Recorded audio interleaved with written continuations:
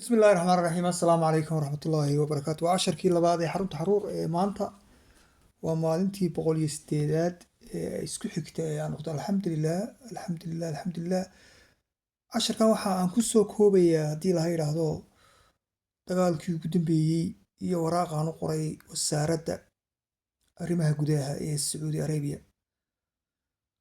ta ugu horeysa waraaqda aan ku bilaabo waxa aan weydiiyey wasiirka waxaan isu sheegay inaan ahay qof sunno ah oo ka mid ah dadka sunnaha ee adduunka ku nool isla markaana ahay Sacuudi Arabia ay muhiim ii tahay waayo nabigeygii suubanaa baa ku dhashay sallallahu calayhi wasallam. deedna aan doonay inaan ogaado waxaan ku yidhi marka baryahaba waxa aan ka shakisanaa ama sida ay u muuqato inay Sacuudiga dowladdeedu aanay maamuli karin Sacuudi Arabia waayo waxaan ku yidhi kiswaadka marada kabcada ee madow waxaa laga iibiyey ninkii hablaha yar iibin jiray hablaha yar kubsan jiray ee la odhan jiray Jeffrey Epstein yuhuudi maraykanka ahaa ee basaaskana u ahaa muxuu ahaayey yuhuudda Somaliland aqoonsigeedana keenay Somaliland inuu ka sameeyo aflaanta hablaha kolley Somaliwood studio carabahana dubayna muxuu ahay isku xidhay turkigana wuxuu ku geli jiray jaamacadaha si uu dhaqanka reer galbeedka uga dhaadhiciyo lacag buu siin jiray si uu arday u soo saarto hargeysataan ka hadlay dhowr wiil ka hor hargeysana saasay ku samayn jiray. marka waxaan weydiiyey maxaa ninka Sacuudiyaanka ah ee ka iibiyey marada ninka gabadha imaaraad ayuu ka iibiyey oo ganacsata ah maxaa ninka loo xidhi waayey se maxay dowladdu ay dadka sunnaha ah ay uga dhaadhicin weyday sida ninka hablaha yar la seexda hablaha yar ka ganacsada ay gacantiisa ku gashay weli lagama soo jawaabin taasi wata waxaan kula dad ka soo jawaabi weydo waxaad noqonaysaa qof aan sharciga islaamkana qaban sharciga biniaadamkuna aanu ku qaban yacni muhiim bay xaq baan ugu leeyahay anigu qof sunnaa maadaama ay Sacuudi Arabia muhiim ii tahay Maka iyo Madiina ku yaaliin inaan su-aashaa weydiiyo inuu iga soo jawaabana waa xaq weeye waayo saas weeye islaamka xitaa sharciga kale ee biniaadamka ka halkaasaan ku dhaafayaa taas. dagaalkii ugu dambeeyey waxay maraysaa mawjadii 21aad bay maraysay markii ugu dambeysay kolley imika way kasii badan tahay.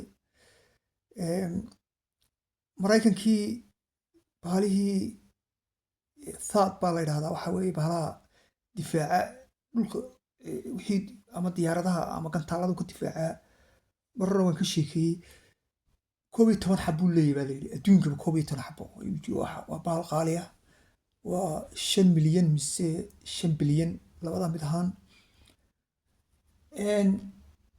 saddex bay Iiraan ka gubtay 4 cisho gudahood saddex bay ka gubtay imika mid buu koonfurta Kuuriya ka soo qaadanayaa deedna carabtii Sacuudigii qur-aankii ilaahay meel iska dhigay ayaa waxay leeyihiin maxaad annaga nooga qaadaysaa annaga ayaana difaacaya marka wuxuu ku yidhi waxaa muhiimiya Falastiinta la haysto yuhuuddan difaacay muhiimiya marka iyaga muhiima maaha. Iiraan Kuwait iyo Ciraaq waxay ku burburisay ama ku gubtay warshadii ama bakhaarkii hubka maraykanka holcaya xabaduna hadday xabad kale ku dhacdo way sii holcaya. qatar waxay ku gubtay raadaal weyn oo 5,000 kilomitir wax ka eegaya waa la sheegay waxaa Maka Abu Dhabi ku yaalaba ka Dubai ku yaalaba Imaaraad ku yaala mise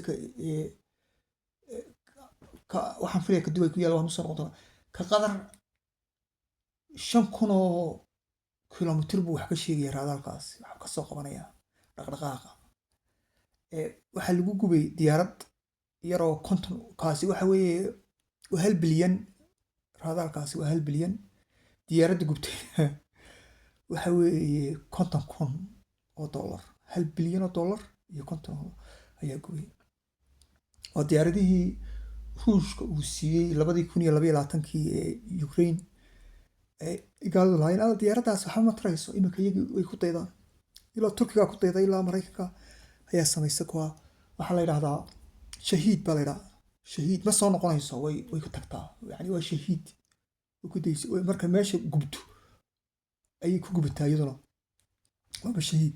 Marka 50,000 baa la siiyaa, kay qarxisay gubtayna waxa weeye 1 bilyan.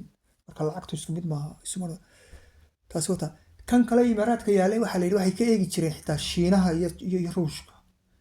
iiraan, shiinaha iyo ruushka ciidamadooda dhaqdhaqaaqooda ayay ka eegi jireen ayaa la sheegay maanta. kaana wuu ku daayey.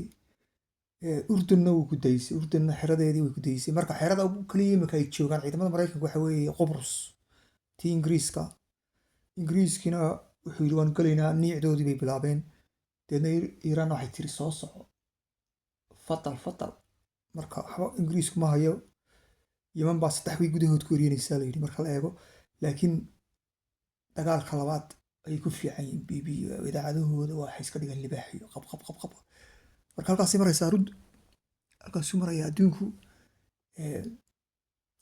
iyaga waxay ka tahay waxaa la yidhi askartiga tii shalay waan ka sheekeeyey, ciise waa diin weeye. marka halkaasaynu taagannahay. innaga maxaynu qaban karnaa? innaga maxaan uga jeedaa? innaga qofka dan kale caruurta awowga uu yahay imika 50 sano ka bacdi ama 50 sano ka bacdi ama 60 sano ka bacdi, marka caruurta aan awowga u ahay laabteeda ku fadhido haddii lahay fursadii intaa igu gaarsiiyo ayuu yidhaha waqtigaad joogtay dagaalkii dhacay inta sugumaadii ka dhacay maxaad ka qabatay? aan idhaahdo waraaqaan qori jiray, mudaharaadyaan ka qaybgeli jiray, sadaqadan bixin jiray, muuqaalaan ka samayn jiray, fiidiyoyaan ka samayn jiray. muxuu ahay dadka ayaan dooni jiray inaan maskaxda ka xoreeyo. dadka BBC iyo CNN ka qabsatay maskaxda. dadna waxay odhanayaan waad shaqaysatay, waad dadaashay, cadaalad u istaagtay. iyaga dartood baan u sameeyay marka waxaan samaynayo, muuqaaladaan samaynayo. talabaad idinka markhaati bay idinku yihiin. iska dhaafa, waan idinka naxayaa. wax kasoo daawato waad wax ka kici weydo, cadaalad ka qaban weydo, markhaatay kugu noqonaysa aakhiro. waayo ilaahay uu ku weydiinaya soo maadabeyn muuqaalka ma daawatay cadaaladda lagaga hadlayo oo qofkaasi ku leeyahay muuqaalka u kac cadaaladda, war cadaaladda u kac, cadaalad wax ma ka qabatay? mid kalaan sii daawaday. marka dembi buu kugu noqonayaa. adigaan kuu naxaya, iska dhaaf. muuqaalka daawashadiisa waxaan soo dhigaa waxay ku saabsan yihiin cadaaladda, iska dhaaf.